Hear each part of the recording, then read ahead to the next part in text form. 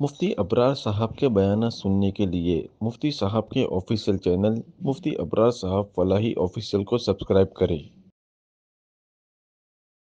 اعوذ باللہ من الشیطان الرجیم بسم اللہ الرحمن الرحیم وَلَقَدْ صَرَّفْنَا فِي هَذَا الْقُرْآنِ لِيَذَّكَّرُوا وَمَا يَزِيدُهُمْ إِلَّا نُفُورًا قُلْ لَوْ كَانَ مَعَهُ آلِهَةٌ كَمَا يَقُولُونَ إِذًا لَابْتَغَوْا إِلَى ذِي الْعَرْشِ سَبِيلًا سبحانه وتعالى عما يقولون علوا كبيرا صدق الله العظيم۔ اور تحقیق کہ ہم نے اس قرآن پاک میں لوگوں کے لیے طرح طرح سے وضاحتیں فرمائی تاکہ یہ لوگ نصیحت حاصل کرے، تاکہ یہ لوگ سیدھا راستہ پکڑے، لیکن یہ تو گمراہی میں اور زیادہ بڑھتے ہی چلے گئے۔ اے پیغمبر صلی اللہ علیہ وسلم، آپ کہہ دیجئے کہ اگر اللہ کے ساتھ کوئی دوسرا معبود ہوتا جیسا کہ یہ لوگ کہتے ہیں، تب تو یہ دوسرے معبود عرش والے کے پاس پہنچنے کا کوئی نہ کوئی راستہ نکال لیتے۔ آپ کی ذات پاک ہے، بلند و بالا ہے ان تمام چیزوں سے جن کو یہ لوگ کہتے ہیں، بہت ہی بڑی بات اور بہت ہی بری بات۔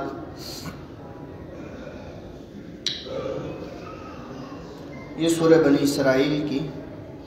41 اور 42 نمبر کی آیت کریمہ ہے۔ یہاں سے 5ویں رکوع کا آغاز ہو رہا ہے اور اللہ تبارک و تعالی ایک نئی بات کو یہاں سے ذکر کر رہے ہیں۔ اوپر 2 رکوع جو ہم نے سنے، ان دونوں رکوعوں کے اندر ان 15 اصول کو، 15 ضوابط کو ذکر کیے گئے تھے کہ جن اصولوں پر چل کر آدمی اسلامی معاشرے پر اور اسلامی کلچر پر اپنے آپ کو ڈھال سکتا ہے۔ اور شروع میں بھی اللہ تبارک و تعالیٰ نے توحید کو ذکر کیا اور اخیر میں بھی اللہ تبارک و تعالیٰ نے توحید کو ذکر کیا۔ دونوں طرفوں کے اندر، ابتدا اور انتہا دونوں کے اندر توحید کو ذکر کرنے کا مقصد اللہ تبارک و تعالیٰ کی وحدانیت، اللہ تبارک و تعالیٰ کی کبریائی، اور یہ بات سمجھانا کہ دنیا کے اندر ساری چیزوں کا خلاصہ توحید ہے۔ عقیدہ توحید انسان کے لیے بنیادی چیز ہے۔ اگر اس عقیدے پر اس نے محنت کر کے اپنے آپ کو سچا پکا مومن بنا کر رکھا تو اللہ تبارک و تعالی دنیا کی زندگی بھی بہتر فرماویں گے اور مرنے کے بعد آنے والی آخرت کی زندگی بھی اللہ تبارک و تعالی بہتر فرماویں گے۔ لہذا اوپر 15 اصولوں کو ذکر کرنے کے بعد یہاں اللہ تبارک و تعالی اپنے کلام پاک کی اور اپنے قرآن پاک کی بہتری کو ذکر کر رہے ہیں، اپنے کلام پاک کی خوبیوں کو ذکر کر رہے ہیں۔ لہذا فرمایا وَلَقَدْ صَرَّفْنَا فِي هَذَا الْقُرْآنِ لِيَذَّكَّرُوا، اور ہم نے اس قرآن کریم میں لوگوں کے لیے پھیر پھیر کر وضاحتوں کو بیان کیا کہ مختلف چیزوں کو ان کے سامنے کھول کر ذکر کیا، جیسا کہ اللہ تبارک و تعالیٰ نے قیامت کا ذکر کیا، جنت جہنم کا ذکر کیا، دنیا کے اندر انسان کے وجود کا ذکر کیا، اور ملنے والی نعمتوں کو اللہ تبارک و تعالیٰ کب تک باقی رکھنے والے ہیں ان تمام چیزوں کا ذکر کیا۔ اسی طرح کہیں جگہوں پر اللہ تبارک و تعالیٰ نے نعمتوں کے شکرانے پر ملنے والے اجر کو اور اللہ کی نافرمانی پر ملنے والے عقاب کو ذکر کیا کہ یہ اللہ تبارک و تعالیٰ نے قرآن کریم میں جگہ جگہ اس کو ذکر کیا. کیوں؟ تاکہ یہ لوگ سیدھا راستہ پکڑے. اللہ رب العزت قرآن پاک کے سب سے پہلے مصداق، یعنی اللہ رب العزت نے کلام اللہ کو جس قوم اور جس بستی کے اوپر اتارا ہے وہ عرب لوگ، اور عربوں کو اللہ تبارک و تعالیٰ نے سب سے پہلے اس کے ذریعے سے ہدایت عطا فرمائی. لہذا یہاں پر پہلا خطاب عربوں ہی کو ہے، اور انہی کے باب میں اللہ تبارک و تعالیٰ یہ فرما رہے ہیں کہ وَلَقَدْ صَرَّفْنَا فِي هَذَا الْقُرْآنِ لِيَذَّكَّرُوا، کہ ہم نے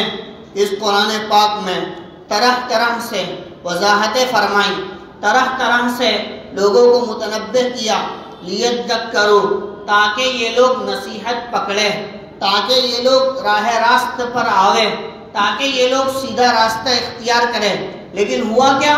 وَمَا يَزِيدُهُمْ إِلَّا نُفُورًا، اور یہ لوگ تو راستے سے ہٹنے میں اور زیادہ آگے بڑھ گئے. تو ہونا تو یہ چاہیے تھا کہ قرآن کریم کی آیتوں کو سن کر یہ اللہ کی طرف متوجہ ہوتے، قرآن کریم کی آیتوں کو سن کر ان کے ایمان کے اندر پختگی آتی، کہ قریش اللہ کی طرف متوجہ ہوتے، رسول اللہ صلی اللہ علیہ وسلم کے ہاتھ پر ایمان لاتے. لیکن اس کے برخلاف معاملہ بگڑ گیا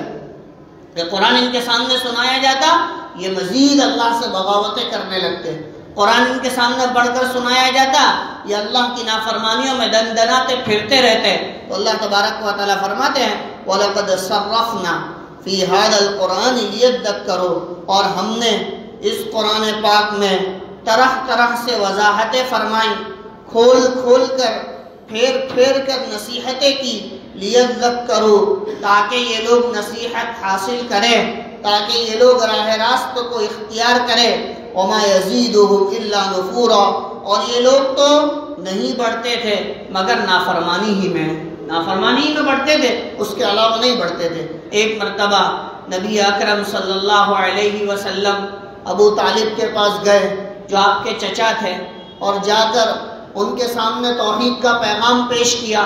اللہ تبارک و تعالیٰ کی کبریائی اور اللہ تبارک و تعالیٰ کی بڑائی کو ذکر کیا، اور ذکر کر کے بیٹھے. اور حضور علیہ السلام نے درخواست کی کہ ابو جہل کو اور دوسرے بڑے بڑے سرداروں کو کہا کہ بلایا جاوے، اور بلانے کے بعد ان کے سامنے یہ بات رکھی جاوے. لہذا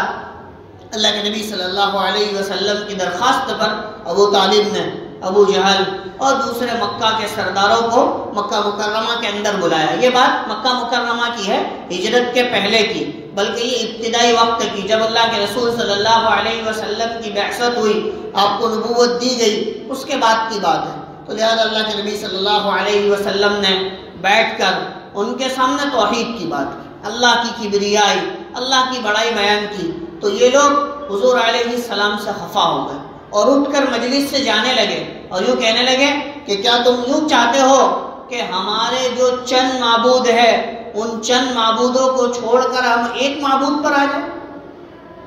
اجعل لنا الہا آلہا، کیا ہم ایک معبود بنا لے گے اور اتنے ہمارے جو معبود ہیں ان کو چھوڑ دے گے؟ اس طرح غصے ہو کر، ناراض ہو کر یہ قریش کے سردار مجلس سے اٹھ کر چلے گئے. اللہ کے نبی صلی اللہ علیہ وسلم اپنی بات بیان کرتے رہے، اپنی توحید بیان کرتے رہے. ایسا کئی مرتبہ ہوا ہے کہ قریش نے، نافرمانوں نے اللہ کے رسول صلی اللہ علیہ وسلم کی بات کو نہیں مانا، خود اللہ تبارک و تعالیٰ کے کلام پاک کی باتوں کو جو ہے وہ انکار کر دیا. تو اللہ رب العزت یہی بات کہہ رہے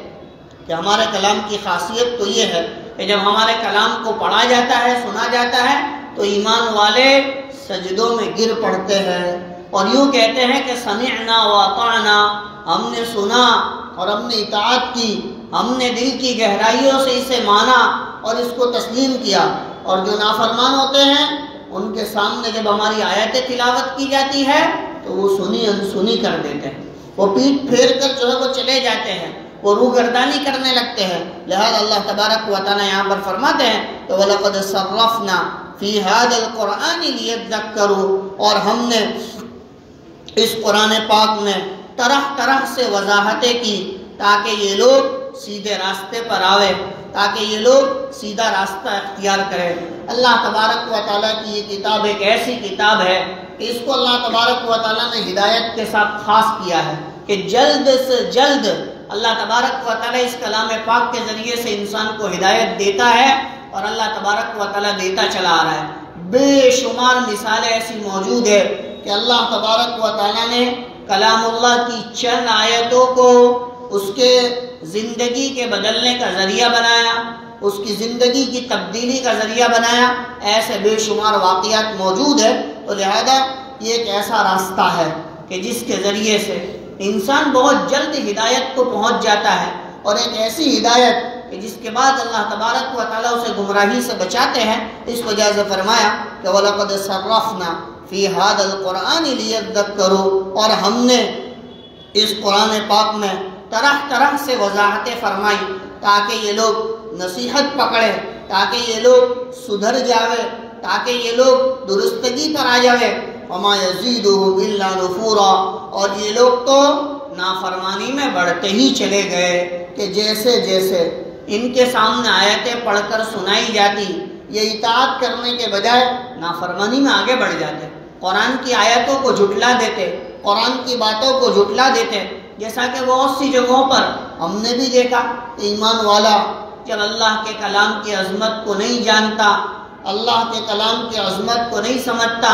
اس کو معلوم نہیں ہوتا کہ اللہ کے کلام کا کیا مقام ہے اور اللہ تبارک و تعالیٰ کے قرآن پاک کی آیتوں کا کیا مقام ہے، تو پھر ایسی صورت میں انسان بے دھڑک قرآن پاک کی آیتوں کو جھٹلا دیتا اور نعوذ باللہ ایسے کلمات زبان سے نکالتا ہے تو اس کا ایمان بھی سلامت نہیں رہتا ہے۔ لہذا ہمیں تو اس بات کی ترغیب دی گئی ہے کہ چاہے قرآن پاک کی کوئی آیت ہماری سمجھ میں آوے یا نہ آوے، اس کا مضمون ہماری سمجھ میں آوے یا نہ آوے، ہم آنکھ بند کر کے کہیں گے کہ اللہ تبارک و تعالیٰ نے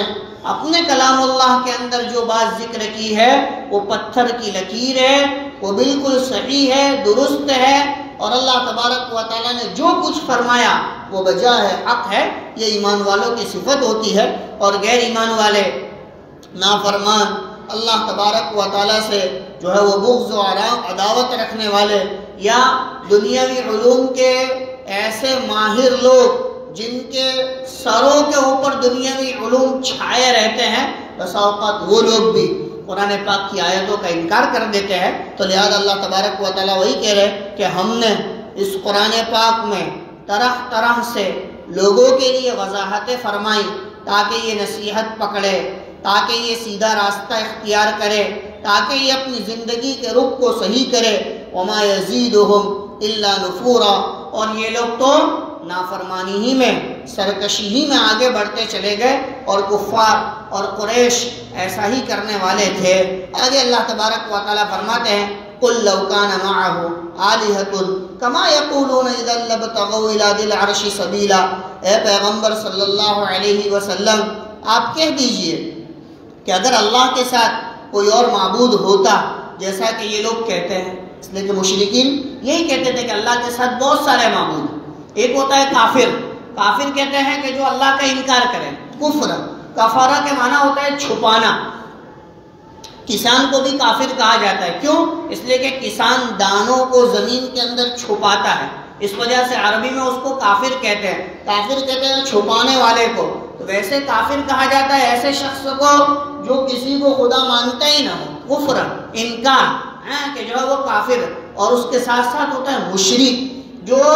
ایک مالک کو، ایک معبود کو تو مانتا ہو لیکن اس کے ساتھ ساتھ چند معبودوں کو شریک قرار دیتا ہو، کسی کو روزی کا معبود، کسی کو اولاد دینے کا معبود، کسی کو سفر کا معبود، کسی کو تجارت کا معبود، کسی کو فلاں چیز کا معبود، کہا کہ ایسے معبود مانتے ہیں۔ تو لہذا یہ سب معبود قرار دینا شرک جس کو کہا جاتا ہے، کہا کہ یہ خطرناک ہوتا ہے۔ ہمارے ملک کے اندر بھی شرک زیادہ ہے، کہا کہ ہمارے ملک کے اندر دوسرے مذہب کے لوگ شرک کے اندر مبتلا ہے، جو خداؤں کے اندر عیب تلاش کرتے ہیں۔ اسی وجہ سے جو ہے وہ ہمارے برادروں کے، وطن کے برادر لوگوں کے مذہب کے اندر ایک صورت ہوتی ہے جس کو درپن درشن کہتے ہیں، کہ یعنی آئینے کے سامنے اپنا چہرہ دیکھنا، ان لوگوں کا یہ عقیدہ ہوتا ہے کہ ہمارا معبود سب سے پہلے جب وہ درشن کرے گا، یعنی اپنے چہرے کو آئینے کے سامنے رکھے گا، تو اس کا سب سے بڑا مقصد یہ ہوتا ہے کہ اگر اس کے چہرے میں کوئی کھوٹ ہے، کوئی نقصان ہے، تو وہ اس آئینے کے ذریعے سے اپنے چہرے کو صاف کر لے گا۔ یہ سب سے بڑی ان کے معبود کے کمزور ہونے کی دلیل ہے۔ اس لیے کہ ہم تو یہ کہتے ہیں کہ ہمارا معبود بے عیب ہے، اس میں کوئی عیب نہیں، اور ان کا یہ عقیدہ ہے کہ ہماری یہ جو ہماری ریتی رواج ہے یا ہمارا کام ہے کہ درپن آئینے کو کہتے ہیں اور درشن دیکھنے کو کہا جاتا ہے۔ کہا کہ یہ لوگ یہ عقیدہ رکھتے ہیں کہ ہمارا معبود جب سب سے پہلے اپنے آپ کو دیکھے گا تو وہ آئینے کے اندر دیکھے گا، اور دیکھ کر کیا کرے گا؟ اگر اس کے چہرے میں یا اس کے جو ہے وہ خد و خال میں کوئی نقص ہے، کوئی کمی ہے، تو وہ سب سے پہلے اپنے آپ کو درست کر سکے، تو لہذا اپنے عیب کو دور کرنے کے لیے یہ اس کام کو انجام دے گا۔ اور ہمیں اللہ تبارک و تعالیٰ یہ کہہ رہے ہیں کہ تمہارا پروردگار تمام عیوب سے پاک ہے، کہ کوئی عیب نہیں ہے، اس میں کوئی کمی نہیں ہے، کوئی نقص نہیں ہے، تمام نقص سے پاک ہے، تمام خرابیوں سے پاک ہے، تمام برائیوں سے پاک ہے۔ اور اللہ تبارک و تعالیٰ کی ذات وراء الورا ہے کہ انسان اس کا تصور بھی نہیں کر سکتا۔ اسی وجہ سے دنیا کے اندر اللہ تبارک و تعالیٰ نے اپنی ذات کو ایسا بنایا ہے کہ کوئی اللہ کا دیدار نہیں کر سکتا، انسان کمزور ہے۔ ہاں جب آخرت میں ہم جنت میں جائیں گے تو جنت کی نعمتوں میں سب سے اعلیٰ اور اونچی نعمت اللہ کا دیدار ہوگا، اور جب بندہ اللہ کا دیدار کرے گا، کہا کہ جنت کی ساری لذتوں کو بھول جائے گا، وہ مزیدار کھانے، وہ مزیدار چیزیں، وہ مزیدار پھل، وہ ٹھنڈی ٹھنڈی ہوائیں، وہ نغمات، سب کچھ بھول جائے گا، اللہ کے دیدار میں ایسا مشغول ہو جائے گا کہ اس کو کوئی چیز دکھائی نہیں دے گی، صرف اور صرف اس کی یہی تمنا ہوگی کہ اللہ تبارک و تعالیٰ کو دیکھتا رہوں اور اس کی طرف سے اپنی نگاہوں کو نہ پھیروں۔ لہذا ہمارا سب سے پہلا یہی عقیدہ ہے کہ ہمارا پروردگار تمام عیوب سے پاک ہے، تمام برائیوں سے پاک ہے، تمام کوتاہیوں سے پاک ہے، کہ اس کی ذات علم کے اعتبار سے بھی کامل، عقل کے اعتبار سے بھی کامل، صلاحیت اور استعداد کے اعتبار سے بھی کامل۔ لہذا اللہ تبارک و تعالیٰ فرما رہے ہیں قُلْ لَوْ كَانَ مَعَهُ آلِهَةٌ، اگر ان کے ساتھ اللہ کے ساتھ اور کوئی معبود ہوتا، کما یقولون، جیسا یہ مشرک لوگ کہتے ہیں، اِذًا لَابْتَغَوْا إِلَىٰ ذِي الْعَرْشِ سَبِيلًا، تب تو یہ دوسرے معبود عرش والے کے پاس چڑھ جاتے اور عرش والے کے پاس چڑھ کر اس سے جھگڑا کرنے لگتے کہ یہ معبود دوسرے معبود، اس لیے کہ دنیا کا یہ نظام ہے کہ کوئی ایک معبود رہے گا، دو معبود نہیں ہوں گے، اس لیے کہ ایک معبود کچھ اور چاہے گا، دوسرا کچھ اور چاہے گا۔ اس وجہ سے کیا کہہ رہے ہیں کہ اگر اللہ کے ساتھ کوئی دوسرا معبود ہوتا، جیسا کہ مشرکین مکہ کہتے ہیں، تب تو یہ معبود جو دوسرے ہے وہ عرش والے کے پاس راستہ اختیار کرنے کے لیے چڑھ جاوے اور ان سے جھگڑا کرنے لگے۔ سبحانہ، آپ کہہ دیجئے کہ اس کی ذات پاک ہے، کہ اللہ کا کوئی شریک نہیں، اللہ کے ساتھ کوئی دوسرا معبود نہیں، اس کی ذات پاک ہے۔ وتعالی، اور بلند و بالا ہے ان تمام چیزوں سے جس کو یہ کہتے ہیں علوا کبیرا، بہت ہی زیادہ بلند و بالا ہے۔ اللہ کی ذات تو اتنی بلند و بالا ہے کہ انسان اس دنیا کے اندر اپنی عقل کے اعتبار سے اللہ کو پہچان بھی نہیں سکتا۔ اللہ تبارک و تعالیٰ کی ذات تو اتنی بلند و بالا ہے، جتنا اللہ نے قرآن و حدیث کے ذریعے سے ہمیں اپنی پہچان کرائی، ہم اتنا ہی اس کو پہچانتے ہیں، اس سے زیادہ ہمیں اللہ تبارک و تعالیٰ کا ادراک بھی نہیں ہے۔ وہ تو مرنے کے بعد جب قیامت میں یا جنت میں آدمی پہنچے گا، وہاں اللہ تبارک و تعالیٰ کی قدرت کے کرشمے دیکھ کر حیران رہ جائے گا، وہاں آدمی ایک دم جو ہے وہ حیران اور ہکا بکا رہ جائے گا کہ ہمارا پروردگار اتنا طاقتور ہے، اتنی قدرت والا ہے، دنیا میں تو ہم نے کچھ دیکھا ہی نہیں تھا۔ لہذا فرمایا سبحانہ، اس کی ذات پاک ہے، وتعالی عما یقولون علوا کبیرا، اور بلند و بالا ہے ان تمام چیزوں سے جن کو وہ کہتے ہیں بہت ہی زیادہ بلند و بالا ہے۔ لہذا اللہ تبارک و تعالی عیب سے بھی پاک ہے، دوسرے معبود سے بھی پاک ہے اور اللہ تبارک و تعالیٰ نقص اور کمی سے بھی پاک ہے۔ اللہ تبارک و تعالیٰ سے دعا ہے اللہ صحیح معنی میں ان آیتوں کو سمجھنے کی توفیق عطا فرمائے، اور جو باتیں اللہ رب العزت نے آیت میں ہمیں سمجھانے کے لیے ذکر کی ہے اللہ دل کی گہرائیوں تک ہمیں پہنچانے کی توفیق عطا فرمائے۔ وآخر دعوانا ان الحمدللہ۔